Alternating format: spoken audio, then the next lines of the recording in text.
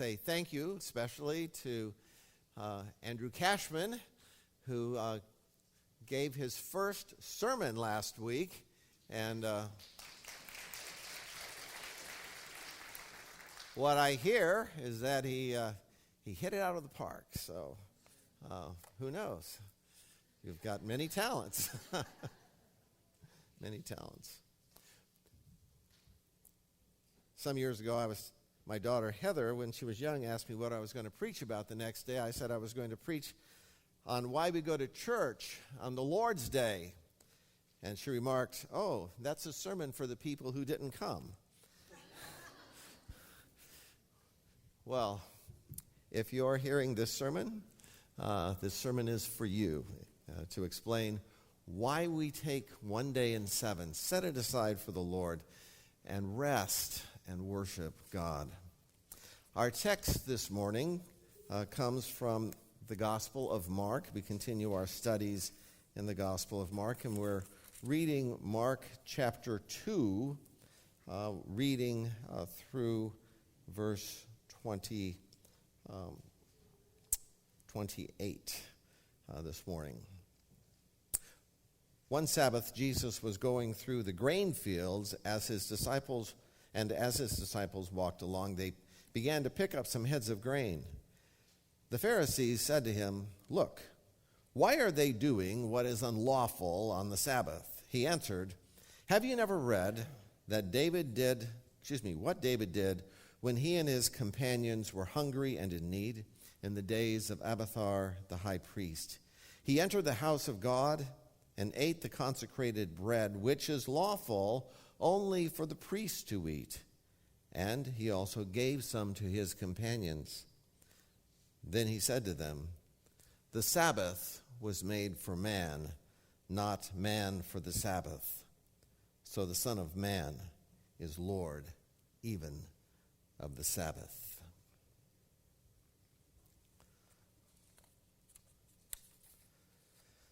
The Pharisees were people of the law, and they really worked at it. And they were upset because the disciples of Jesus were breaking the law, not God's law, their laws. Now, resting one day in 7 is one of God's laws. It's the 4th commandment, and it goes like this.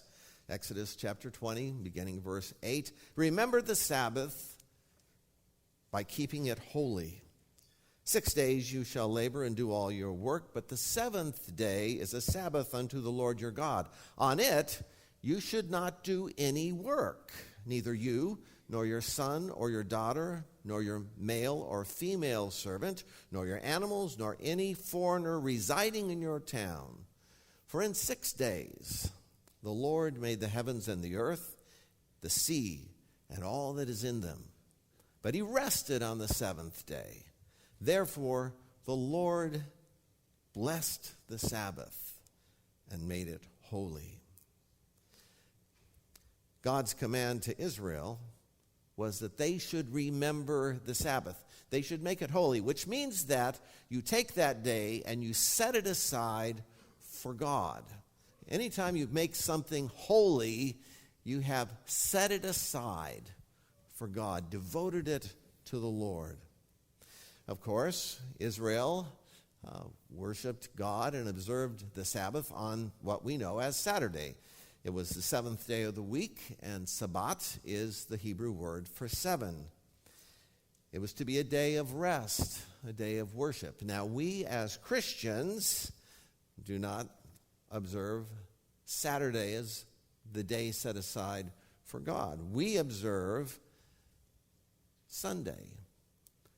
The Westminster Confession of Faith says that from creation until the resurrection, the Sabbath was the day of rest, but from the resurrection on, for Christ rose on the first day of the week, the Lord's Day is our Sabbath. It's the day we devote unto the Lord. Now, what are the reasons why we should observe the Lord's Day with rest and worship? First, rest is a physical law. Rest is a physical law. God has designed us to rest from our work periodically. Moses in Exodus chapter 20 gives this reason for the Sabbath rest as being God's own seventh-day rest from his work in creation. David Atkinson has written that all people need the rhythm of the Sabbath rest. For this is the way we are created. This is the way God created the world. This need for rest is very, very well established. Our minds, our bodies, our souls, our spirits are created with a need for periodic rest. If you violate that physical law, you will pay a price. The price is called burnout. Burnout. I've experienced burnout a few times in my life. I usually know it's happened when I'm sitting at my desk reading a book and I realize I have no idea what I've read in the last half hour. And I go, time to close the book, time to rest. The Sabbath, the Lord's Day, is a physical law. It began with creation. It's rooted in the heart of God and in the needs of mankind. So the general principle we should follow is something like this. We should not do on Sunday anything we could accomplish another day of the week. We should make it a practice before the Lord to take that day off. The Sabbath is a physical law. The Sabbath is also a moral law. In both Exodus chapter 20 and the restatement of the Ten Commandments in Deuteronomy chapter 5, Moses makes it clear that not only are you to rest, but all the members of your family are to rest. Your servants are to rest. The foreigners, the sojourners in your house, they're to rest. Even your animals are to be given a day off. It's moral to give people a day off, not to work them like slaves, which God reminded Israel of. He said, you were slaves in Egypt. You remember that? They worked you till you dropped every single day of the week. You are not to do that to the people who work for you. Thirdly, the Sabbath is a spiritual law because we are created to pause from our work and worship God, who is our Creator and our Savior. And on the Lord's Day, on Sunday, it is good to stop and to worship God, to sing praises like we are doing this morning, and also to worship God in creation, to look around and see what a beautiful world God has made, to appreciate the family and the friends that God has given you, and to rejoice in them, to say with God, it is good.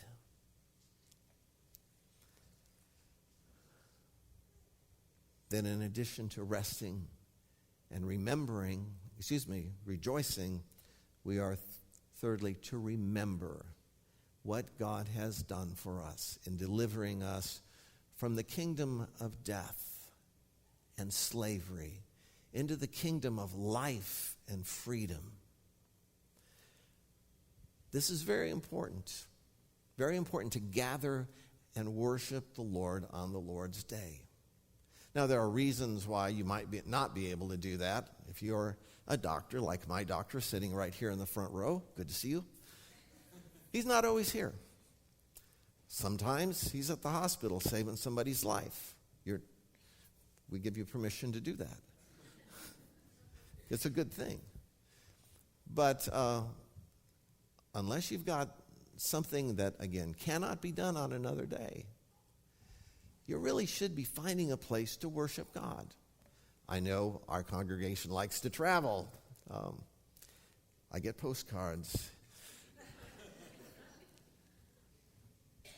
wherever you are, seek out the Church of Jesus Christ, part of our family, and make sure that you and your family are sitting with God's people on the Lord's Day and worshiping the Lord and remembering that God has redeemed you.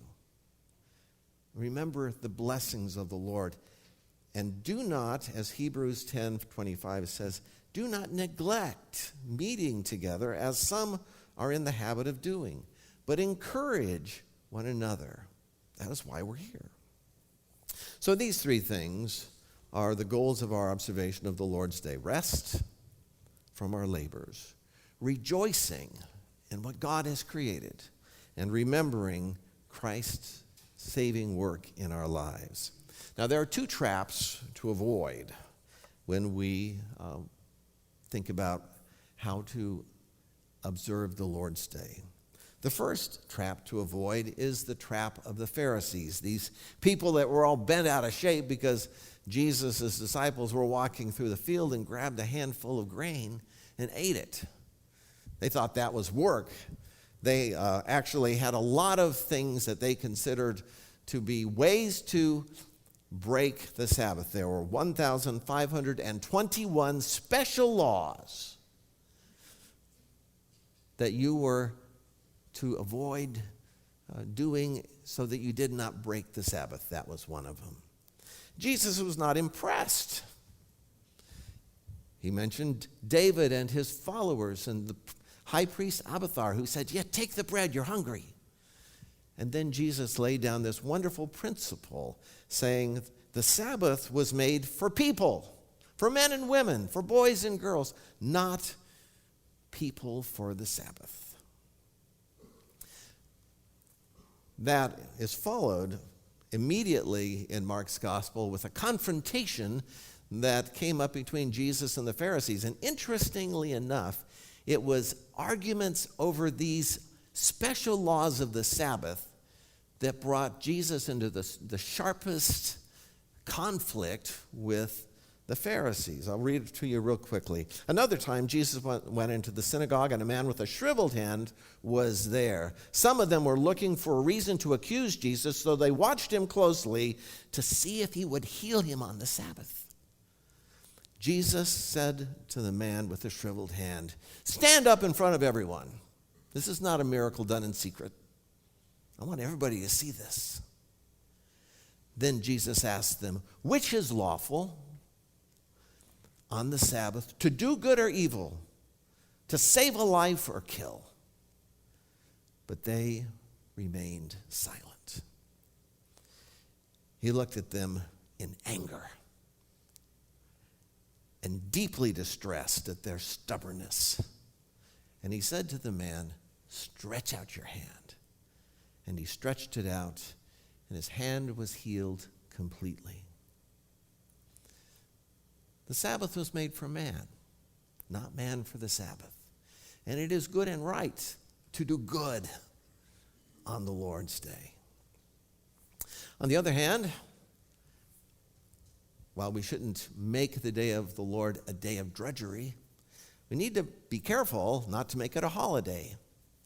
David Siemens warns us against this, saying, some people, they say, "Oh, it's Sunday. It's the only day of the week I get to sleep in." How many times I've heard that? It's not a holiday. It's a day of worship and a day of rest. But we need to work at resting and work at worshiping. Don't give it over to a day to entertain yourself. And by all means, do not make it a day of profit, as is the practice of our culture, which is becoming more and more and more secular, and you can't see it any place more clearly than this. How many times has our teenage son or daughter come home and said, "Mom, Dad, I got a job"? And they go, "Oh, that's so wonderful." And then Sunday comes and, "Mom, Dad, I can't go to church. I have to work." And next Sunday, "I have to work, and I have to work." When my kids did that, my wife and I said, "You know what? That's not your job. If that job requires you to give up worshiping the Lord on Sunday with God's people, then that's not your job. You need to find a different one. So here's a few take-home points.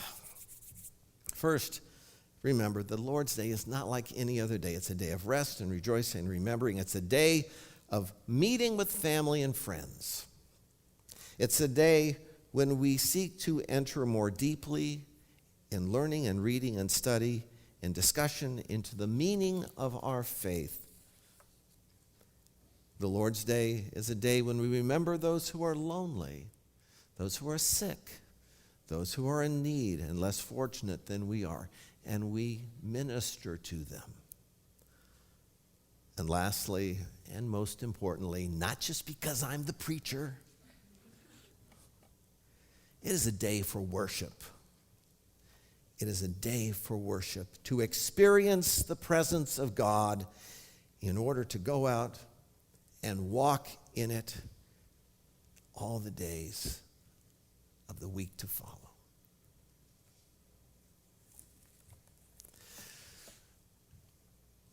Amen.